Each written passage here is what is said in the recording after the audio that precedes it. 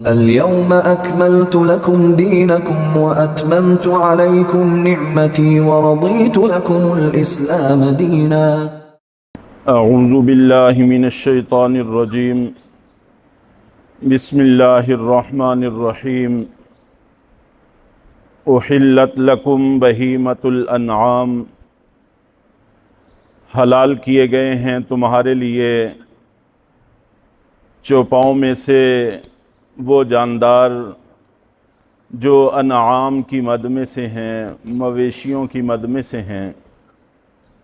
الا ما یتلی علیکم، سوائے ان جانوروں کے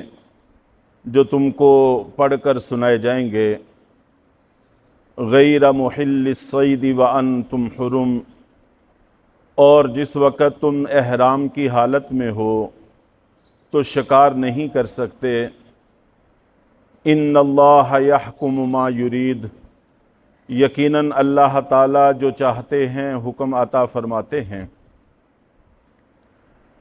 احلت لکم بہیمۃ الانعام، بہیمہ ان جانوروں کو کہتے ہیں جو چار پاؤں پہ چلتے ہیں، اور بعض نے بہیمہ کا معنی یہ بھی کیا ہے کہ وہ جاندار جن کے اندر انسانوں کی طرح عقل نہیں ہوتی۔ عام طور پر اللہ تعالیٰ کی ذات ظاہر ہے کہ وہ تو عقل کی مالک ہے، اور عقل کے سارے خزانے اس کی ملک ہیں، اور اس کے علاوہ انسان، فرشتے اور جنات، یہ تینوں مخلوقات ذوی العقول شمار ہوتی ہیں کہ جن کو اللہ تعالیٰ نے عقل کا ایک خاص حصہ عطا فرمایا ہے۔ یہ کلیات کا ادراک کر سکتے ہیں، ضابطے بنا سکتے ہیں، ایک بات سے ضابطہ سمجھ سکتے ہیں، پھر بہت ساری چیزوں کا حکم اس سے استنباط کر سکتے ہیں۔ یہ صلاحیت اللہ تعالیٰ نے ان تینوں مخلوقوں کو عطا فرمائی ہے، اور بہت ساری کتابوں میں، بہت سارے فنون میں جب ان سے متعلق بات ہوتی ہے تو ان کو ذوی العقول سے تعبیر کیا جاتا ہے کہ یہ وہ جاندار ہیں جو عقل والے ہیں، اور اس کے علاوہ باقی جتنے بھی جاندار ہیں ان کو غیر ذوی العقول سے تعبیر کیا جاتا ہے کہ یہ وہ جاندار ہیں کہ جن کو اللہ تعالیٰ نے انسانوں کی طرح کی عقل عطا نہیں فرمائی۔ باقی اپنی زندگی گزارنے کے لیے، اپنے خالق کو سمجھنے کے لیے جتنی عقل کی ضرورت ہے اتنی بہرحال ہر جاندار کو حاصل ہے، اور اتنا کہ ان کو اندازہ ہوتا ہے۔ اور یہاں پر جو ان کو غیر ذوی العقول کہا جاتا ہے، اس سے مراد یہ ہے کہ انسانوں کی طرح کی عقل ان کو حاصل نہیں ہے، جو وافر حصہ عقل کا اللہ تعالیٰ نے انسان کو عطا کیا ہے وہ ان کو حاصل نہیں ہے۔ اور بہیمہ چار پائے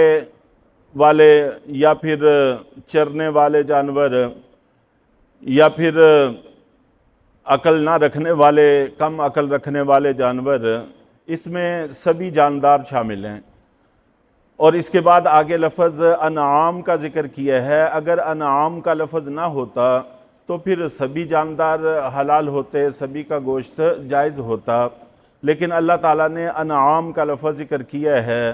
اس سے مراد وہ جاندار ہیں جو عام طور پر پائے جاتے ہیں اور انسانوں سے مانوس ہیں۔ ان کی تعداد آگے والی صورت میں انشاءاللہ العزیز آ رہی ہے، اسی وجہ سے اگلی صورت کا نام سورۃ الانعام اللہ تعالیٰ نے رکھا ہے، کہ جس میں اللہ تعالیٰ نے فرمایا ہے کہ انعام، مانوس جانور، چرنے والے جانور جو تمہارے لیے حلال ہیں وہ 8 ہیں،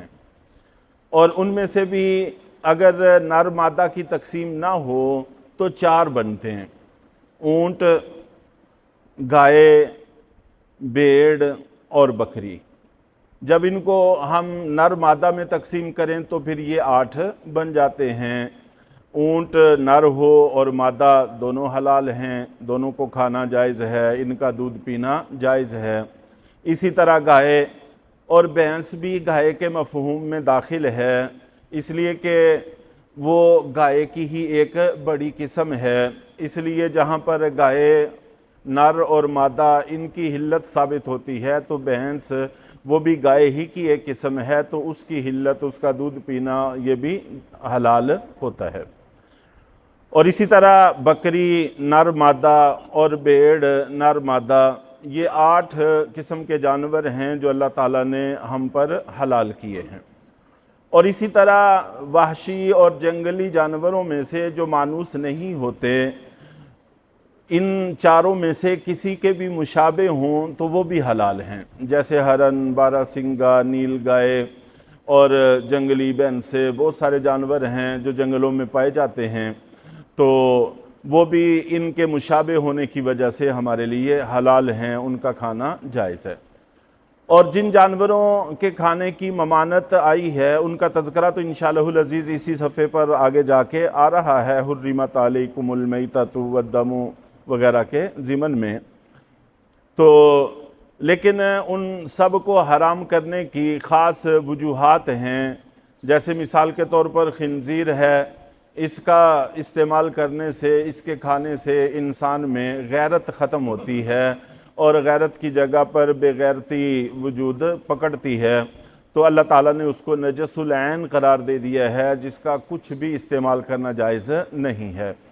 اور اسی طرح اور بھی جو جانور ہیں جن کی حرمت اللہ تعالیٰ نے بیان کی ہے، ان کی خاص وجوہ ہیں جو انسان سے مناسبت نہیں رکھتے، انسان کے لیے ان کے کھانے میں خرابی ہے، فساد ہے، اس لیے اللہ تعالیٰ نے ان سے منع کر دیا۔ اِلَّا مَا يُتْلَى عَلَيْكُمْ، مگر وہ جانور کھانا جائز نہیں ہیں جو تم کو پڑھ کر سنائے جائیں گے، انشاءاللہ العزیز وہ آگے آ رہا ہے۔ غیر محل الصید وانتم حرم، اور جس وقت تم احرام کی حالت میں ہو تو اس وقت شکار تمہارے لیے جائز نہیں ہے۔ تو یہاں پر احرام کی حالت میں بہت ساری ممانتیں انسان پر آتی ہیں جن کا تذکرہ ہے،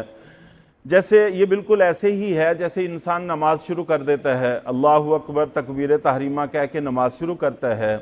تو بہت سارے کام جو اس کے لیے پہلے جائز تھے، حلال تھے، درست تھے، اب وہ منع ہو جاتے ہیں۔ بات کرنا منع ہے، پہلے جائز تھا، اور اسی طرح ایک دوسرے کو سلام کرنا، سلام کا جواب دینا منع ہے، جو نماز شروع کرنے سے پہلے ثواب کا کام بھی تھا، جائز بھی تھا، اور کسی طرح کی کوئی ممانعت نہیں تھی۔ اسی طرح نماز سے پہلے کھانا پینا سب کچھ درست تھا، اب کھانا پینا درست نہیں ہے، چلنا پھرنا درست نہیں ہے۔ اور جس وقت انسان روزہ رکھتا ہے تو روزہ رکھنے سے پہلے بہت ساری چیزیں اس کے لیے جائز تھیں، حلال تھیں، درست تھیں، لیکن روزہ رکھنے سے وہ منع کر دی گئیں، کھانا پینا اس کے لیے جائز نہیں رہا، جبکہ پہلے وہ بالکل درست تھا، کوئی ممانعت نہیں تھی۔ اسی طرح جب آدمی عمرے کا یا حج کا احرام باندھ لیتا ہے تو بہت ساری ممانعتیں اس کی طرف متوجہ ہوتی ہیں۔ انسان ناخن نہیں کاٹ سکتا، بال نہیں کاٹ سکتا، اور خوشبو نہیں لگا سکتا، سلے ہوئے کپڑے نہیں پہن سکتا، اس طرح کی بہت ساری پابندیاں اس پر عائد ہو جاتی ہیں، جبکہ اس سے پہلے وہ بہت ساری چیزیں ثواب کا کام ہوتی ہیں، مسنون ہوتی ہیں، ان کے کرنے پر اللہ کی طرف سے اجر ملتا ہے، لیکن جب احرام باندھ لیتا ہے تو اللہ تعالیٰ کی طرف سے وہی چیزیں اس کے لیے منع ہو جاتی ہیں۔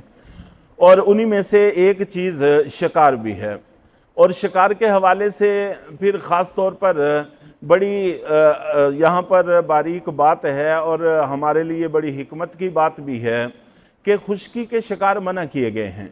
کہ اب انسان نہ شکار کر سکتا ہے، نہ شکار میں معاونت کر سکتا ہے، نہ رہنمائی کر سکتا ہے۔ یہاں تک کہ ایک آدمی اگر گھوڑے پر سوار ہو گیا ہے اور اس کا نیزہ یا اس کی کمان، تیر یا تلوار یا کوئی بندوق وغیرہ نیچے پڑی ہے، تو اب شکار کی غرض سے یہ بھی اٹھا کر اس کو پکڑا نہیں سکتا، اتنی سی ممانت بھی اس کے لیے درست اور جائز نہیں ہے۔ اور رہنمائی کرنا بھی جائز نہیں ہے کہ آنکھ سے یا ہاتھ سے اشارہ کر دے کہ شکار اس طرف کو گیا ہے، یہ بھی اس کے لیے جائز اور درست نہیں ہے، منع ہے۔ اور پانی کے شکار جائز ہیں، مچھلی کا شکار کر سکتا ہے، پکڑ سکتا ہے، اس کو پکا سکتا ہے، کھا سکتا ہے، تو وہی مالک، احرام بھی وہی ہے، حکم بھی موجود ہے، لیکن خشکی کے اللہ نے منع کر دیے ہیں، اور تری پانی کے شکار اللہ نے منع نہیں کیے۔ اس لیے ہر حکم کی مصلحت تلاش کرنا یہ ہم مسلمانوں کے لیے مناسب اور درست نہیں ہے۔ بس اللہ کا حکم آ گیا، ہمارے لیے سوائے ماننے کے کوئی چارہ کار نہیں ہے، جس مالک نے کہا کہ خشکی کا شکار نہیں کر سکتے تو بس ٹھیک ہے ہم نہیں کریں گے، پانی کا شکار کر سکتے ہیں، مچھلی پکڑ سکتے ہیں، کھا سکتے ہیں تو ٹھیک ہے، یہ ہمارے لیے درست اور جائز ہے۔ باقی علم کی ایک سطح ہے، اس میں پاؤں رکھنے والے اور اس کے اندر رہنے والے حضرات ہر حکم کی مصلحت اور حکمت کو سمجھتے بھی ہیں، لیکن ہر مسلمان کے لیے اس کو سمجھنے کی کوشش کرنا یہ کوئی مناسب اور درست نہیں ہے۔ بس ہمارے مالک کا حکم ہے، ہم نے مان لیا ہے، ہمارے پاس اس کے سوا کوئی چارہ نہیں ہے، یہی بہترین چیز ہے۔ اور یہی شخص مانوس جانوروں کو ذبح کر سکتا ہے، جیسے بھیڑ، بکری، گائے، اونٹ وغیرہ، اس کو ذبح کر سکتا ہے، کاٹ سکتا ہے، پکا سکتا ہے، کھا سکتا ہے، دوسرے بھی کھا سکتے ہیں، لیکن شکار کو ذبح کرنا بھی جائز نہیں ہے، شکار میں معاونت کرنا بھی جائز نہیں ہے، پکڑنا بھی جائز نہیں ہے، دوسروں کی مدد اور تعاون بھی جائز نہیں ہے۔ تو اس مالک نے جس چیز کی اجازت دے دی وہ ہم کر سکتے ہیں، جس سے منع کر دیا وہ ہم نہیں کر سکتے۔ ان اللہ یحکم ما یرید، اور اللہ تعالیٰ نے واضح طور پر بتا بھی دیا ہے کہ یقیناً اللہ جو چاہتے ہیں حکم عطا فرماتے ہیں۔ اللہ نے ایسا چاہا، اس نے حکم دے دیا، ہم نے مان لیا۔ تو اللہ تعالیٰ ہم سب کو اسی طرح تمام احکام مان کر زندگی گزارنے کی توفیق عطا فرمائے۔